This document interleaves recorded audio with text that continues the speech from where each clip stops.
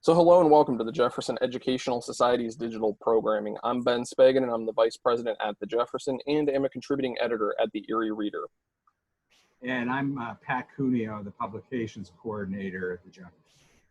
So joining us in conversation is Ms. Kristen Zeiber, Project Manager of Kent State University's Cleveland Urban Design Collaborative, also known as the CUDC. Ms. Zeiber is the author of the recently released report, Reconnecting the Bayfront Follow-Up.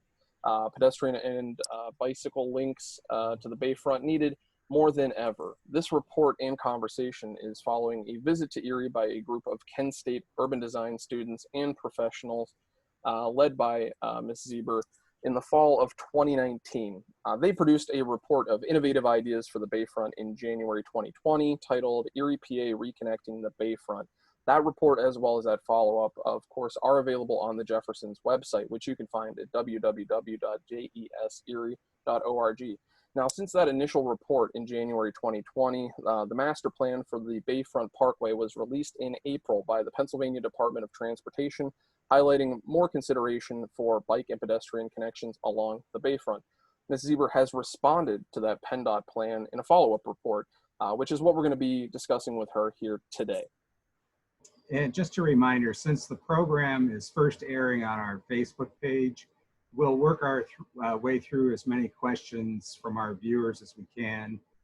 If you have a question, just leave it in the comments section.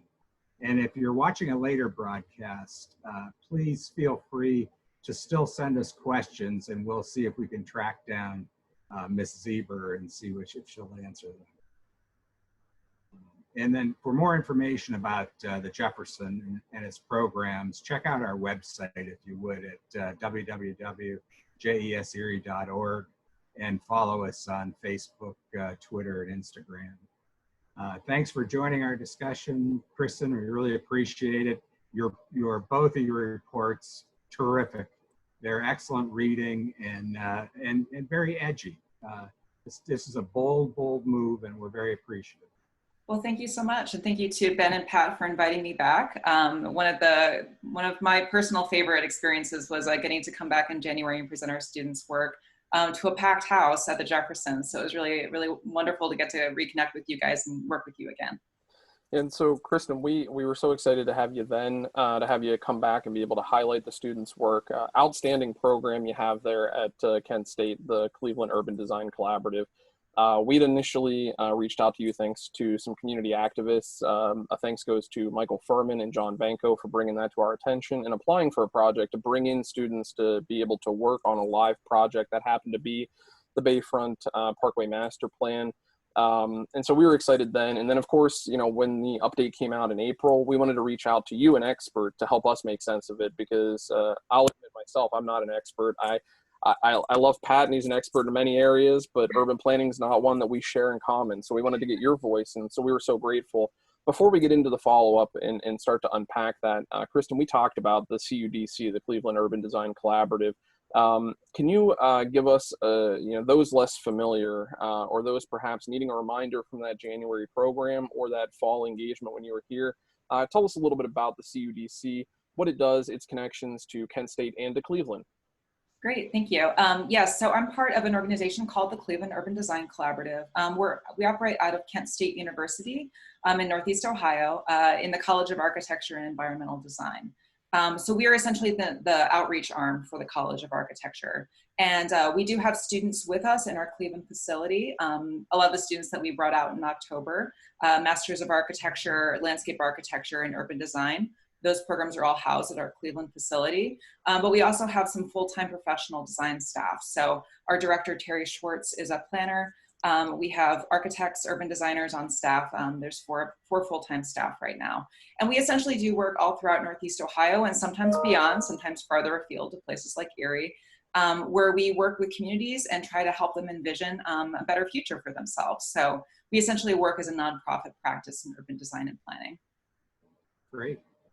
Can you tell us a little bit about yourself? What drew you to urban design and this whole classroom experience you've had as well? Yeah, well, it's a really unique place to get to work. The CUDC is really wonderful because I do feel like I have a foot in a couple different worlds. So I have a background in architecture. I actually went to Penn State for architecture and was practicing for maybe 5 or so years, and just getting kind of frustrated at the scale of change. You know, you're really intimately involved with one person, one client, one project at a time, one building at a time, and you are, you know, physically shaping the city in some way, but I just felt like I wanted to be able to talk to so many more people in the kind of affecting larger scale change. So I got more interested in urban design and planning. Urban design is somewhere between architecture and planning. It kind of is its own. It's basically the physical design of cities. And I started thinking that that might be a really good way for me to pivot my design skills, get to talk to a wider range of people. I mean, one of the things that was so wonderful about coming out to Erie is just the multiplicity of voices that are so engaged in the work that you guys have there. And that's my favorite thing to do, is to talk to people about how to understand how to make our cities better places. So, Kristen, before we jump into the updates in April and your analysis and reaction to that, take us back to January with the initial presentation of the Charette Report, which was released a little bit before then in the public presentation. Could you walk us through some of the key findings then and recommendations that the students had made and the observations that came out of that and what they were proposing? Sure, yeah. So Ben, like you mentioned, the Jefferson brought us in. I teach this class every fall. It's an opportunity to bring our students out, interact with a real community facing a real design challenge, and we issued requests for proposals from communities, and Erie was one of the ones that responded. So it was really a great opportunity for us to bring our students out. We had a one long, really intense weekend in October. You guys put us up for a long weekend, and we, you know, got to interact with a lot of people in different neighborhoods, which was really great.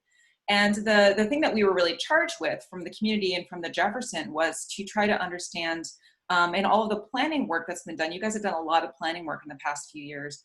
And a lot of it was predicated on this, making this connection from downtown and the adjacent neighborhoods on the east and west side of downtown to the Bayfront. I think everyone recognizes how special and unique the Bayfront is, what an asset it is for the whole city, but it doesn't feel very accessible right now. And so all of these plans kept calling for some sort of connection, specifically an iconic connection to the Bayfront.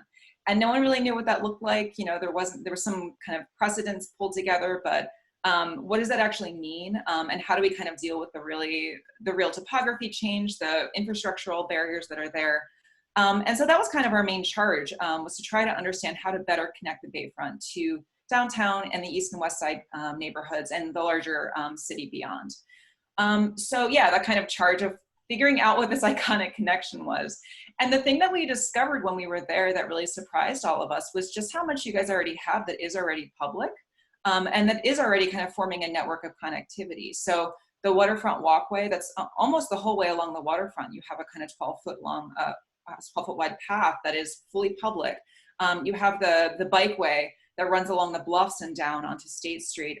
You've got, you know, a lot of other kind of public amenities along the Bayfront, but they don't really feel public right now. So even if you can connect to them, my question that I posed to our students was, okay, it's not just enough to kind of design a beautiful pedestrian bridge. What are we connecting to and from? You know, how do we kind of think about making this larger network kind of a coherent whole? And the thing that our students really came up with was at a multiple scale. So thinking about, yes, maybe there are some sculptural pedestrian bridges or something that really arcs over the Parkway, but also thinking about those smaller scale connections and the way that the whole experience of getting around the bluffs, getting across the Parkway, getting along the Bayfront, that whole experience of navigating this network could be really, that could be the iconic piece, right? It could be a really experiential, special kind of opportunity along the Bayfront. So that was something that we heard that some community members were in favor of. Trying to kind of minimize as many gaps as possible in that network. So that was a lot of the things that we looked at. Obviously, we understand not everything can be public. You know, the port is still operating. You know, Erie has the Great Lakes challenge of trying to be both industrial and also public at the same time. Cleveland is the same way. So we have a lot of familiar challenges there. But I think it's doable. And I think when you actually look at the kind of nuance and the complexity of what's on the Bayfront now, there were some things that our students really identified. So that was some of it. We also looked at wayfinding, signage, color, materiality, lighting, some of those other smaller scale things that can really, again, call attention to all the really wonderful things that Erie already has. and thinking about landscaping and thinking about larger park spaces and some of those things. So it was a real multiplicity of solutions or kind of suggestions that our students came up with. But that was kind of the main takeaway, was kind of the whole network becomes the iconic connection. So Kristen, I want to fast forward to April 1st, but I know one of the questions that Pat had lined up too was centering around those two words, iconic connections. So Pat, I want to kick it to you before I get into April. Let's not go there just yet. The entire people in Erie kind of chuckle at iconic connection, because we're a meat and potatoes town in many respects, and sometimes new highfalutin ideas are met with skepticism. But what the iconic connections that you're talking about, one of the things that intrigued us is that some seem to be very inexpensive to accomplish, and it's a matter of us having the will to tackle some of these, and that we appreciate that. And then the other thing, which we are skipping around a little on our light up here, the pandemic that has struck has also hit many chords that you talk about, and pedestrian and bicycle influences on the Bayfront are probably more important than ever. So can you tell us about that? That's an education point for us. Sure. Yeah, I think to kind of jump into the kind of current era of COVID, one of the things that I did write about in my report was just how, so much has changed, obviously, globally.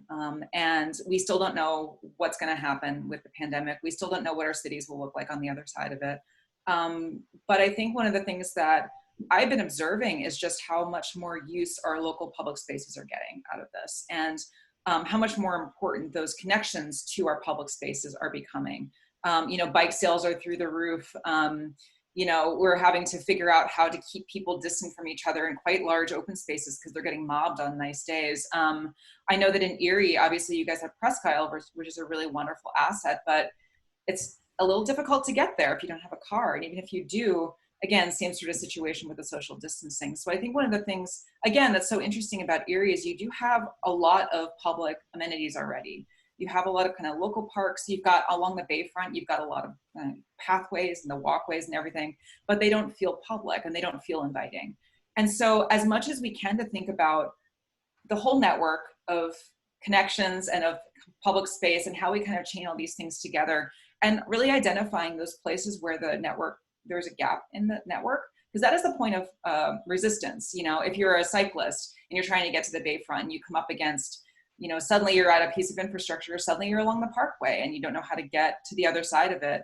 You have to be pretty ambitious. You have to be pretty determined sometimes to bridge those gaps. And I think the thing that we can think about with our civic infrastructure is just trying to make it so that everyone feels like the experience is as seamless as possible and as inviting as possible to as many different sorts of people as possible. And again, I think that's what COVID is really illustrating about our cities, is how many different kinds of people live in our cities and how they all, deserve and require public space access.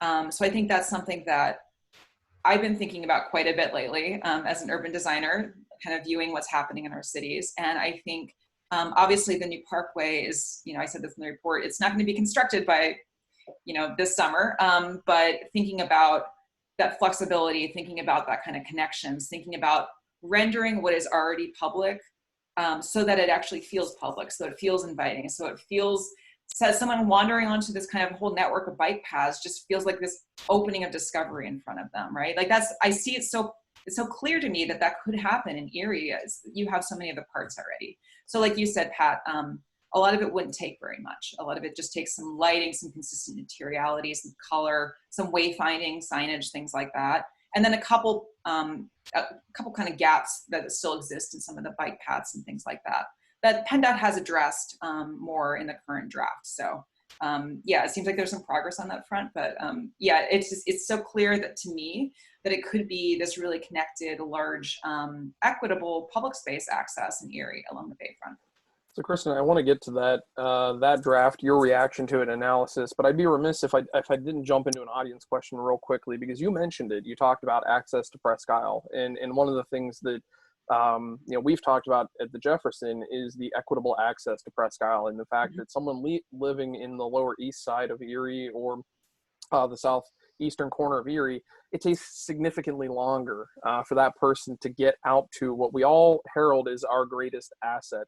I know we're off base here because we're here to talk about the Bayfront and the connectivity there, but any observations or reactions, because this person's asking, so what, if anything, has been thought of to include east side access to Presque Isle? And I'd toss in the Jefferson took a look at tasking our inaugural cohort of the Civic Leadership Academy with whether or not a tunnel would be feasible to get vehicular and pedestrian and bike traffic across. So we thought of it, and we've looked at it, but from an outsider's perspective, connecting the east side of Erie to Presque Isle, because you can see it so close, but it's so far to drive to. Thoughts from your perspective? Yeah, and I mean, I think this is one of those situations where you could think infrastructurally, but you could also think programmatically. So one of the things that our students came up with was the idea of a ferry, or kind of a water taxi that runs a little bit more frequently. That's more of a public transit amenity, right? That it's not just kind of a special recreation thing that becomes a barrier for people who don't have the means. So that was one thing that our students thought of. We were kind of throwing around a lot of options, some of which were a little bit less practical than others. I think we found this bridge in Eastern Europe that actually submerges entirely and then comes back up again. So it could be a bridge. We heard that a kind of overarching bridge wouldn't work because of the tall ships that come through. So to kind of get the height that you really need to get the mast to come through would just, a tunnel somehow seems more feasible, which is a little crazy because a tunnel is also a huge project. But yeah, I think that question of access is huge. And maybe there's some sort of civic shuttle, some sort of, like I said, a water taxi. So I think you can think on two different fronts about this. You could think not just in terms of an actual physical piece of infrastructure. You could also think about some kind of programmatic ideas around it. So yeah, we had lots of ideas that we kicked around, but yeah, I think it's going to take an investment from the city to say that this is important, that this kind of idea of access for all is really important.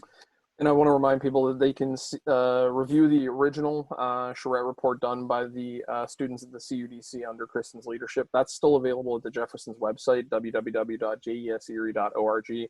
But they can also then find, Kristen, your analysis, your follow-up. So bottom line up front-ish, I know we're into the conversation already, but in April, there's an update. And we reached out and said, as an expert, what do you make of this? What do you think? Especially as somebody who led a group of students through examining this. Immediate reactions to PennDOT's Bayfront Parkway Master Plan when they were released in April. And of course, one of the questions that's already come in from our audience too. So any hope to get better pedestrian and bicycle access to the Bayfront for Erie citizens in the near future? Exactly what we're here to talk about. So reaction to that, let's see how it's increased or it's remained the same. Kristen, tell us. So I will say, you would ask for my first reaction. My first reaction when I did look at the PennDOT plan was that it seemed the same. And I think that's true from a vehicular standpoint. So the roadway itself is basically, I'm sure there's some tweaks from a kind of engineering perspective, but from my kind of, non-traffic engineering perspective, it seems basically the same. So you've got the two roundabouts, one at Holland, one at Sassafras, and then you've got the State Street sort of underpass with the through traffic going east-west below. And that has helped. That was what we looked at back in late summer, early fall when we came to town. PennDOT at the time told us that that was still in draft form, but that was probably their preferred alternative. So we sort of took that as, okay, this is probably the base plan that we're going to be kind of working on top of. The thing that has changed though, and this was very kind of heartening to see when you actually started looking at the details and kind of zooming in at the kind of pedestrian and bike scale, which is hard to do on such a large plan. It does seem like there's been some more thought put into the bikeways and the pedestrian bridges and kind of their alignments. I think I kind of quibble in the report that there's more that can be massaged with that. And I do still think, especially on the renderings, it does seem like, yes, the Department of Transportation, they're going to be mostly focused on the roadway. But they are at least thinking about those connections. They are thinking about, the north of Front Street bike path that kind of goes through, connecting up to the convention center. That's been, a little bit more massaged. Again, the alignment of the pedestrian bridge is just a little bit different. So I think those are pretty heartening, that it seems like PennDOT has been listening to really the mandate that we heard when we were out in October and back in January. We heard such a strong mandate from the city of Erie that this is not, this is not necessarily the afterthought, that this really needs to be the thing that pushes the whole project, is that these pedestrian and cycling connections. Well, before I toss it back to Pat for another question, I'd be remiss if I didn't acknowledge in that initial rollout of the Charette Report and working with that, we were grateful to have the city involved and to have the county involved and to have PennDOT involved in those conversations. So they were participating in the conversations.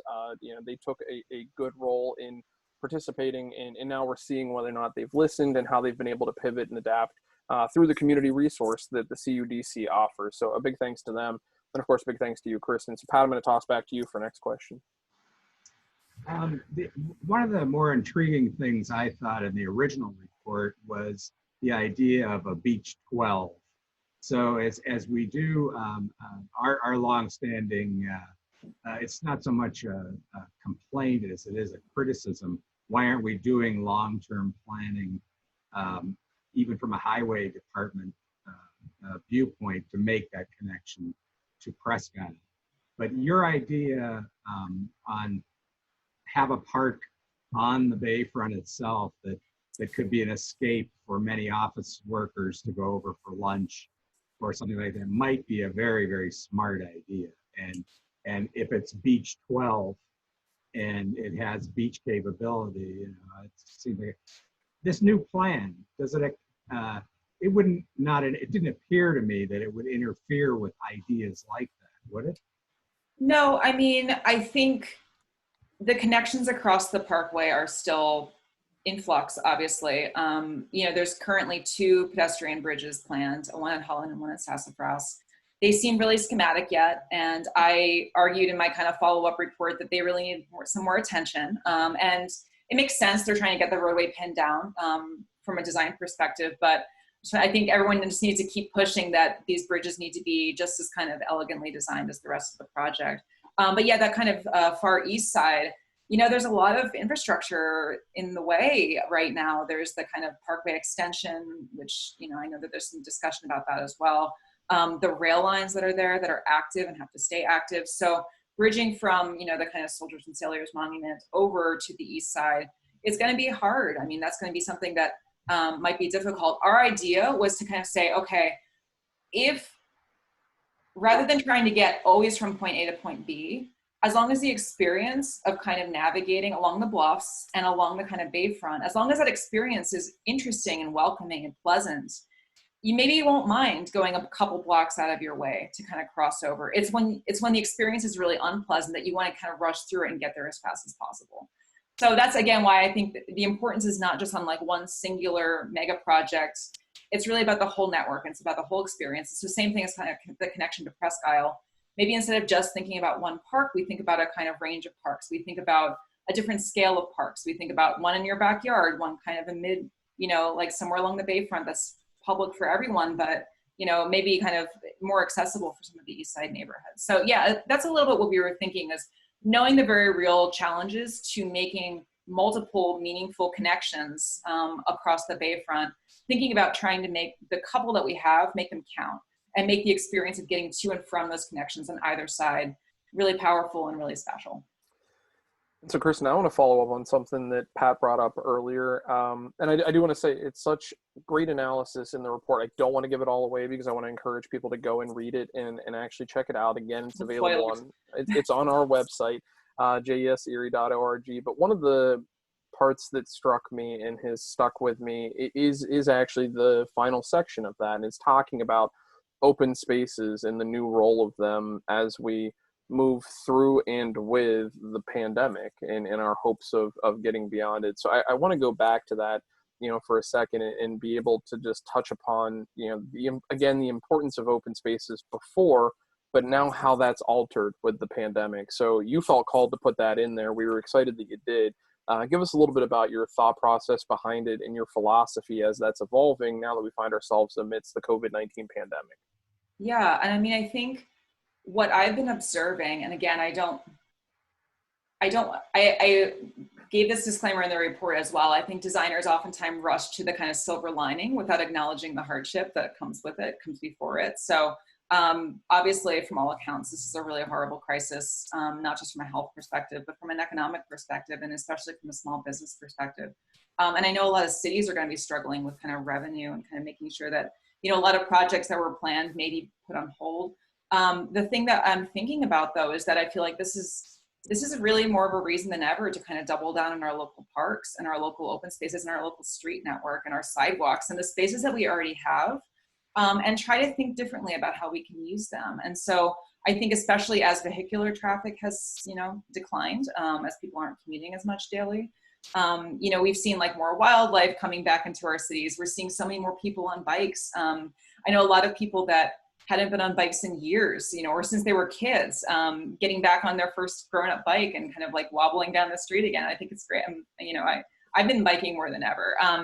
So getting to see the city in different perspective and getting to kind of appreciate your own backyard and your own neighborhood, I think is one of those sort of unexpected silver linings to this whole experience. And I think what's interesting to me about this is that, you know, with the kind of perspective that's not just about our larger regional amenities like Presque Isle, it's also about, well, what can we do in our local park? What can we do in the neighborhood, you know, the place that we have in our backyard?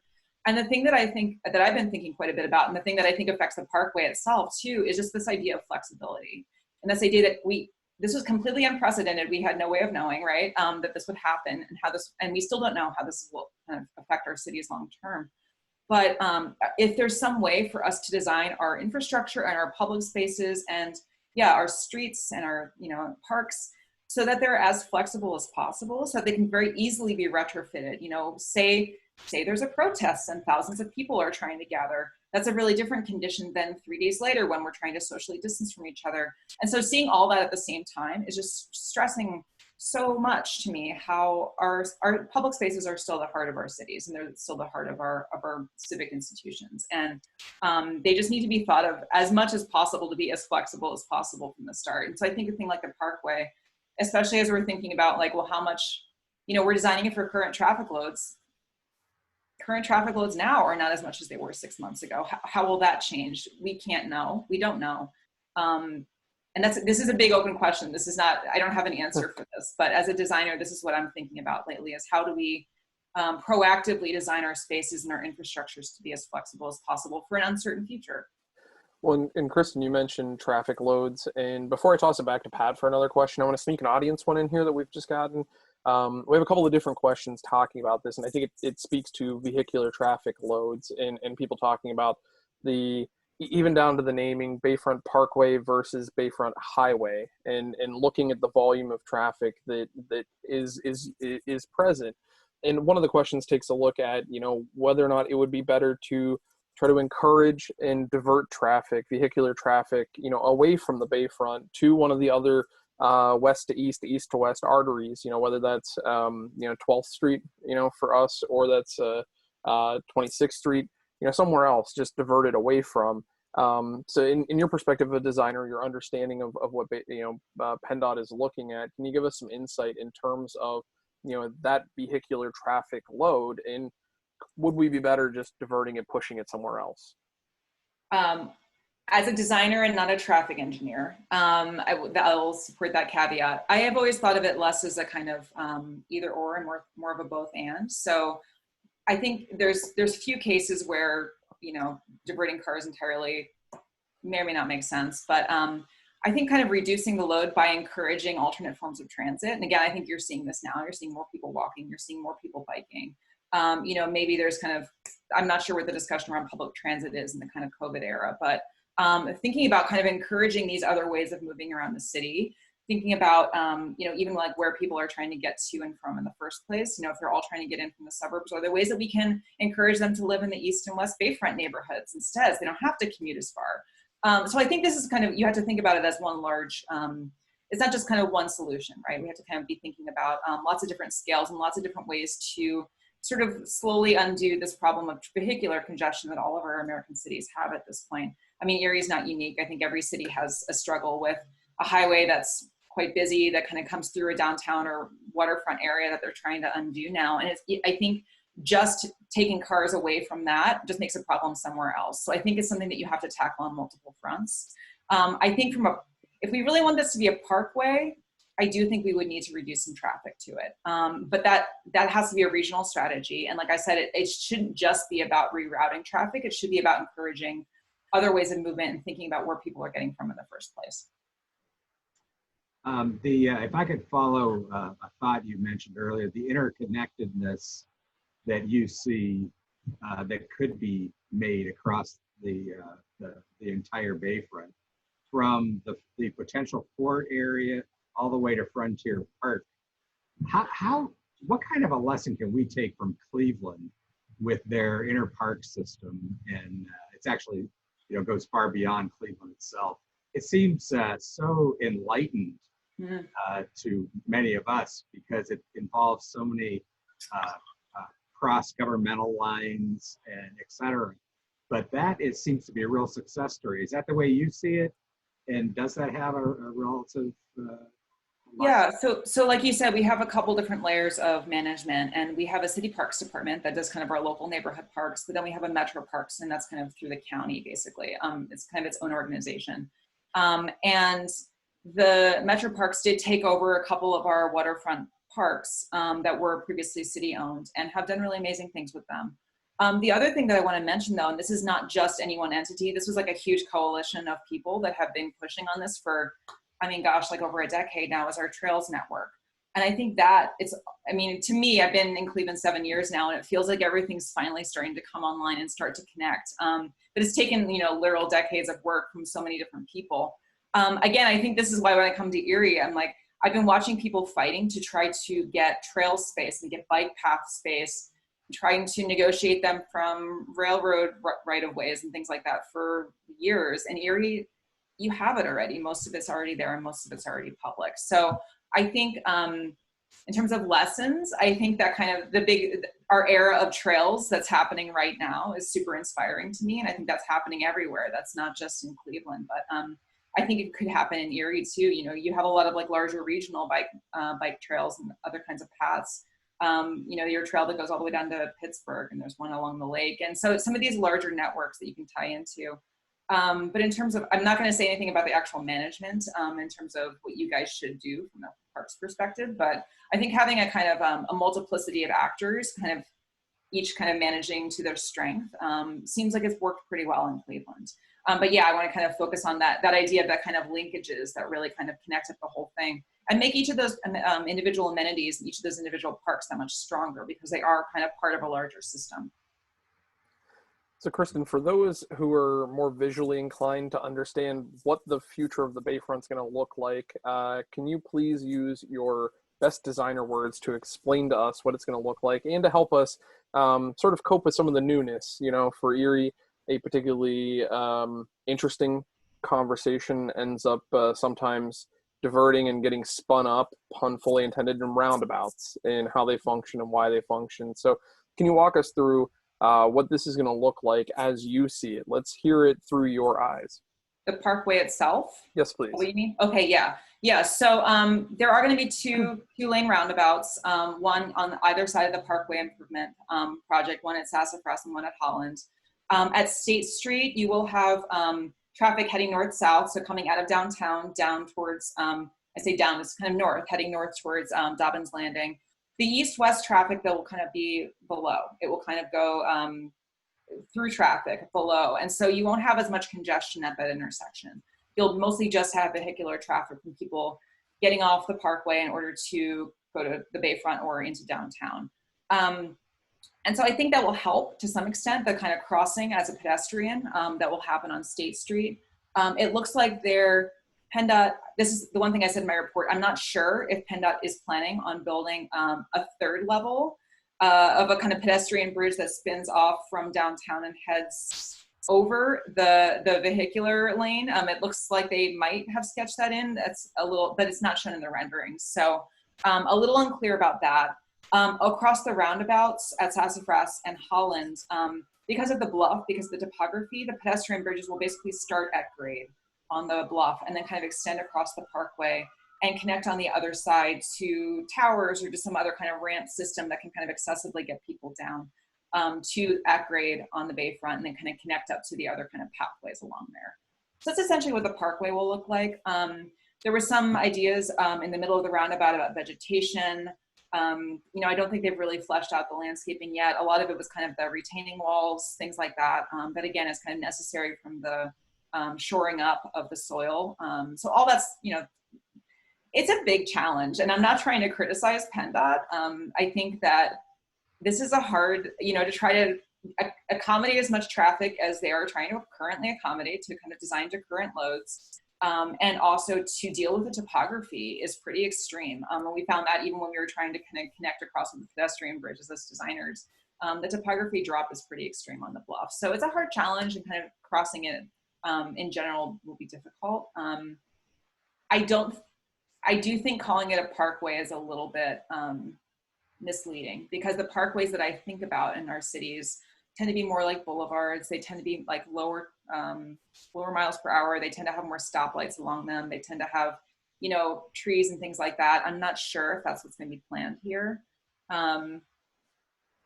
So yeah, I think to some extent, I think that they've done the best that they can with a difficult situation, but I would really say we need to push more on the actual pedestrian bridges on the east and west side. And I also mentioned in the report that at-grade crossing that stretches north from State Street across.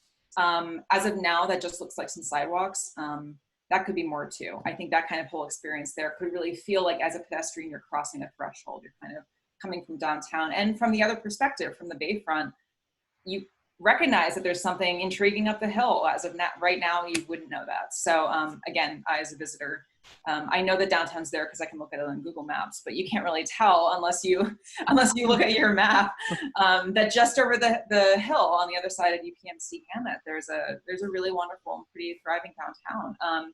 So I think that connection could be shored up quite a bit too from a design perspective. Yeah, and I really appreciated the term wayfinding and in signage, and those are a couple of things you had mentioned on the radio in an interview with Joel Natali over on Talk Erie about. From an outsider, you may never know that a vibrant downtown that is emerging is actually happening just a few hundred yards up the hill. If you don't make that right, you don't head up there. Yeah, exactly. And from downtown, you sort of can tell because you see the tower, right? That kind of sticks out. So that was the other thing that our students really looked at, was thinking about mimicking those kind of verticality with other kind of sculptural elements or other infrastructural elements, so that those could also be used as wayfinding. Those could also be used as markers and landmarks, that when you're in the neighborhood or walking along the bluff, you can really quickly orient yourself along the Bayfront, or you can find a reason to go down there,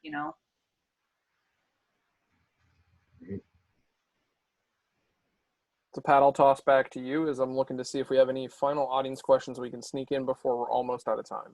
Oh, okay. No, we're just very impressed by your creativity and view of this. So if,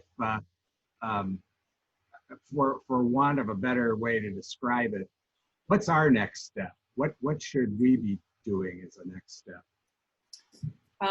Well, if PennDOT is the entity who's going to be building the pedestrian bridges, I think there's some more advocacy that can be done to, I think I said in the report, more seamlessly integrate them into this larger network. But I think my read is that I feel like a lot of people are looking to PennDOT to do this whole thing and to solve everything about the Bayfront. And I think it's going to take a large coalition of people and entities, and it's going to take a lot of different cooperation from a lot of different fronts. And it is going to take some money, although maybe not too much, to at least get started marketing the things that you already have. And so I think, yeah, highlighting what you already have and kind of starting to create that network. And then the gaps that are left in between there will become that much more obvious, right? So that's kind of where I would start. And again, some of those things they're already there. They just need to be exposed and explained and communicated to people through a variety of techniques that we kind of talked about in our charrette.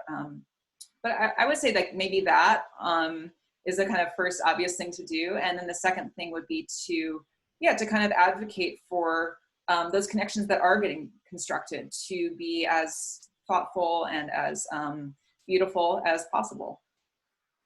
So if I read you correctly, though, it sounds like maybe we've already come to terms with the fact that we're not a parkway and that we're urging this through traffic.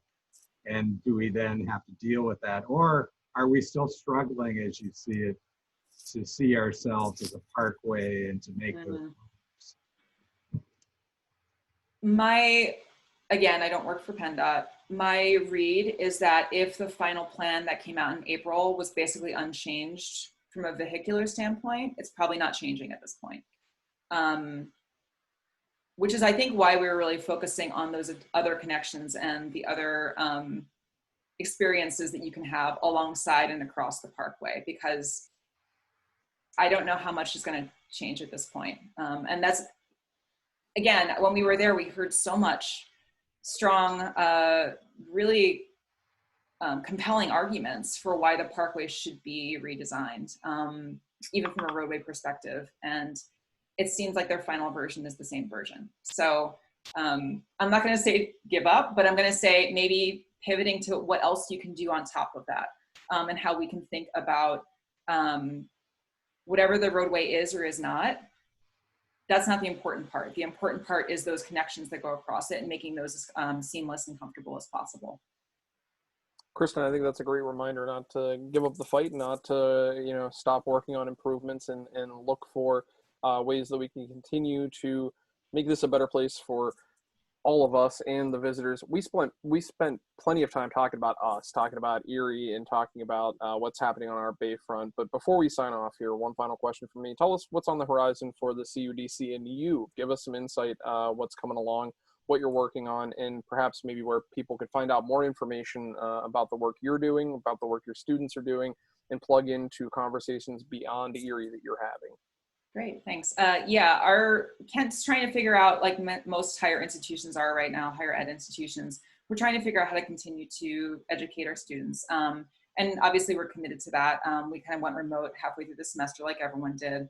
I'm the instructor for the Charette class, which, like I said, we had many wonderful community participants last year.